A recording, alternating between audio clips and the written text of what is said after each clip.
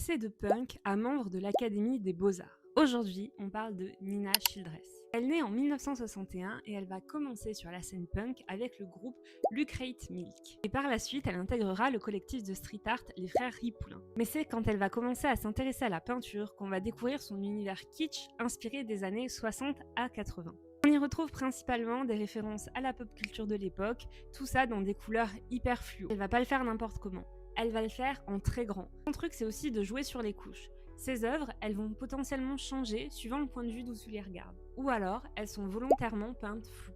Peut-être que tu as suivi l'actualité, mais en 2025, il y a juste quelques mois, elle est entrée à l'Académie des Beaux-Arts. Et comme elle fait jamais rien comme tout le monde, elle a troqué la traditionnelle épée contre une baguette magique. Elle détourne comme ça un objet qui d'habitude est vraiment très genré en un objet de pouvoir. Comme je te disais, sa baguette elle s'allume, mais elle s'allume pas n'importe comment. En fait, elle est recouverte de LED ultraviolette qui active des fils phosphorescents qui sont cousus dans sa tenue d'académicienne. Ce qui est totalement une référence à son travail d'artiste. Je te laisse me dire ce que t'en as pensé en commentaire, et si tu veux voir d'autres œuvres d'art encore plus incroyables que celle-ci, je te laisse t'abonner.